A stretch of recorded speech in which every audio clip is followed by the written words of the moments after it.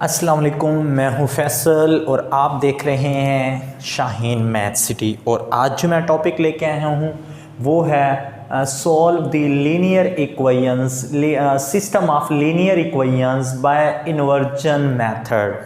कि इसके ज़रिए हमने इसके अंदर जो वेरिएबल्स इन्वॉल्व हैं उनकी हमने वैल्यू निकालनी है जो कि x और y हैं।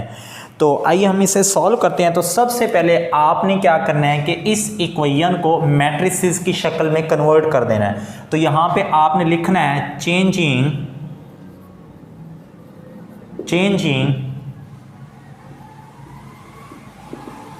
इक्वेशन इनटू मैट्रिक्स में चेंज करेंगे। अब इसके जो कोफिशिएंट है, इसका कोफिशिएंट 1 है, ये आप जस्ट राइट कर लेंगे। आपके पास 5 1 6 2। उसके साथ आपके पास जो वेरिएबल इन्वॉल्व हैं वो आपके पास दो हैं, एक x है और एक आपके पास क्या y है, इज इक्वल टू। अब ये जो आपके पास यहाँ पे कांस्टेंट पड़े हैं इनको भी मैट्रिसेस की शक्ल दे दें, ठीक है। अब ये जो आपके पास मैट्रिक है ये आपके पास A मैट्रिक बन गया, ये आपके पास जो मैट्रिक है ये आपके पास X मैट्रिक बन गया, और ये जो मैट्रिक पड़ा हुआ है ये आपके पास क्या बन गया, B। क्लियर। अब A इज इक्वल टू आपके पास हो जाएगा 5 6 1 2, और X जो मैट्रिक हो जाएगा वो आपके पास X और Y हो जाएगा, और जो B मैट्रिक बनेगा वो आपके पास 10 और 20 बनेगा। अब आपने देखना है कि इस क्वेश्चन की सिचुएशन को देखते हुए आपके पास आपने x की वैल्यूज निकालनी है। ये जो कैपिटल X लिखा हुआ है, क्योंकि कैपिटल X के अंदर x और y दोनों वेरिएबल्स आ जाएंगे, तो आप इसकी इक्वेशन बना लें कि ax मतलब ये A मैट्रिक है, ये x है, और इज इक्वल टू हमारे पास क्या पड़ा हुआ है B, क्योंकि ये इज इक्वल साइड पे पड़ा हुआ है। ax इज इक्वल टू क्या हो जाएगा, b हो जाएगा। अब आपको किसकी वैल्यू निकालनी है, x की। तो a को राइट साइड पे लेके जाएं तो इधर आके ये क्या हो जाएगा, इनवर्स हो जाएगा, a इनवर्स b हो जाएगा। तो सबसे पहले हमें क्या निकालना पड़ेगा, a का इनवर्स।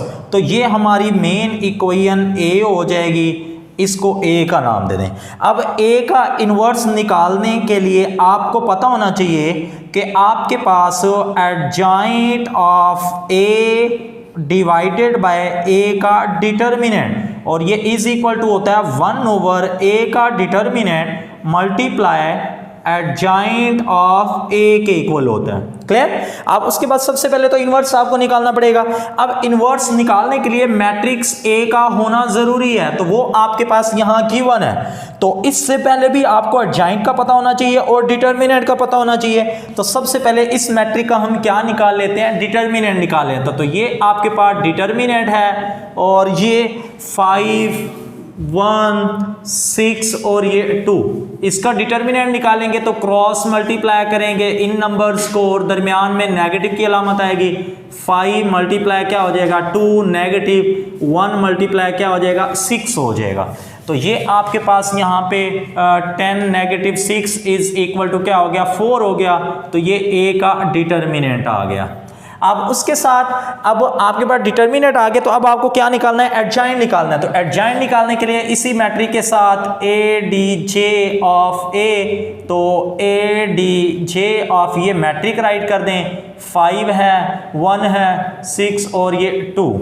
अब एडजॉइंट का तरीकाकार आपको मैंने बताया हुआ है कि सबसे पहले आप क्या करते हैं कि आपके पास ये जो मैट्रिक गिवन है इन दो की आपने जगह चेंज कर देनी है, प्लेसेस, और इन दो के साइन, मतलब जो फर्स्ट एलिमेंट पड़ा हुआ है और जो फोर्थ एलिमेंट पड़ा हुआ है इनकी आपने जगह चेंज कर देनी है, प्लेसेस चेंज कर देनी है, पोजीशन चेंज कर देनी है, और इन दोनों के आपने साइन चेंज कर देने हैं। तो ये देखिएगा आपके पास यहाँ पे 2, ये 5, ये -1 पॉजिटिव था, तो ये -6 पॉजिटिव 6 था।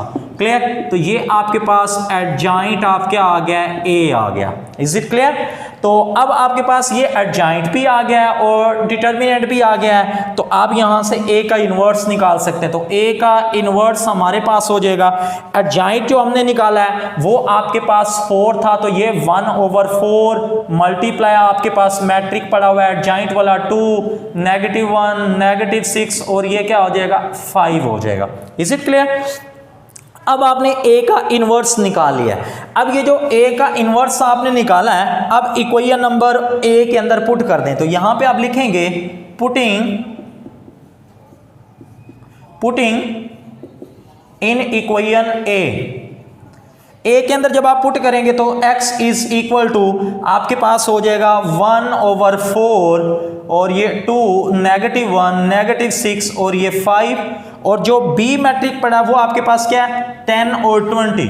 तो इसके साथ राइट कर लें, ये 10 हो गया, ये आपके पास 20 हो गया। अब सबसे पहले आपने इन दो मैट्रिसेस को मल्टीप्लाई करना है। अब मल्टीप्लाई करने से पहले आपने देखना है कि आया कि ये मल्टीप्लिकेशन का जो रूल है वो सेटिस्फाइड कर रहे हैं या नहीं। तो वो रूल क्या है कि पहले मैट्रिक के अंदर कॉलम्स की तादाद और दूसरे मैट्रिक के अंदर रोज की तादाद इक्वल होनी चाहिए। अब देखें तो इसमें एक कॉलम ये है, दूसरा कॉलम ये है, तो 2 कॉलम हो गए। इसके अंदर एक रो ये है और दूसरी रो ये है, तो इसके अंदर 2 रोज और 2 कॉलम्स और 2 रोज हैं। तो इट मीन ये जो मैट्रिसेस की मल्टीप्लिकेशन है उसका रूल सेटिस्फाइड कर रहे हैं। तो अब ये क्या हो जाएंगे, मल्टीप्लाई हो जाएंगे 1/4। अब रूल वही आपके पास again first row first column की, और sorry first row first matrix की और फर्स्ट कॉलम सेकेंड मैट्रिक का। तो अब ये 2 मल्टीप्लाई आपके पास क्या हो जाएगा 10 हो जाएगा, और प्लस दरमियान में -1 मल्टीप्लाई क्या हो जाएगा 20 हो जाएगा, क्योंकि -1 मल्टीप्लाई 20। अब उसके बाद अगेन आपके पास ये सेकेंड रो फर्स्ट कॉलम की और फर्स्ट कॉलम बनेगा, तो -6 को मल्टीप्लाई कर देंगे 10 के साथ, प्लस आपके पास यहाँ पे 5 मल्टीप्लाई क्या हो जाएगा 20 हो जाएगा। तो इस तरह आपने इनको क्या कर लिया, मल्टीप्लाई कर लिया। और उसके बाद अब आप इन्हें सिंप्लीफाई करेंगे तो x इज इक्वल टू 1/4, तो ये आपके पास यहाँ पे 2 मल्टीप्लाई 10 आपके पास बनेगा 20, और ये -1 20 -20 है तो पीछे प्लस पड़ा हुआ है, तो ये नेगेटिव क्या हो जाएगा 20 हो जाएगा।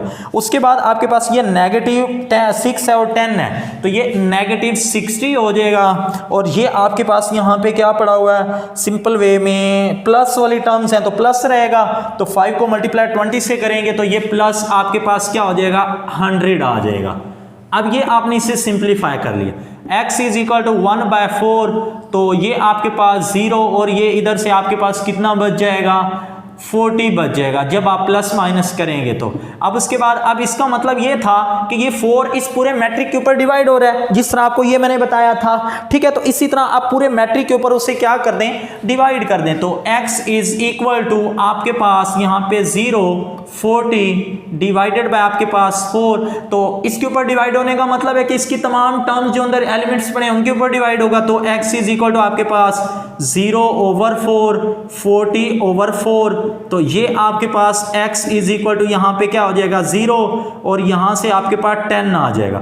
जबकि जो x मैट्रिक था वो आपको मैंने बताया था x और y है, तो इसको कंपेयर करें तो आप यहाँ पे x इज इक्वल टू यहाँ पे अगर ये इक्वेशन नंबर आपके पास 1 हो जाती है और ये x और y ये इक्वेशन नंबर अगर 2 हो जाती है, तो इन दोनों को क्या करें, कंपेयर करें, कंपेयरिंग इक्वेशन 1 एंड 2, तो ये आपके पास x और y इज इक्वल टू ये 0 और ये 10 है।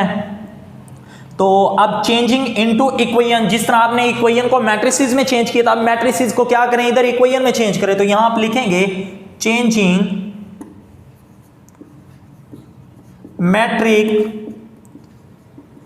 इनटू इक्वेशंस, तो x इज इक्वल टू 0 हो जाएगा और y इज इक्वल आपके पास यहाँ पे 10 हो जाएगा।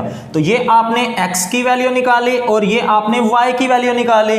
अब देखें कि ये हमारे पास सिस्टम ऑफ लीनियर इक्वेशंस है, तो इसलिए इनका जो सॉल्यूशन होगा वो सॉल्यूशन सेट के अंडर राइट किया जाएगा। तो हमारे पास जो सॉल्यूशन सेट बनेगा वो हमारे पास 0 और 10 बनेगा। क्लियर? Thank you.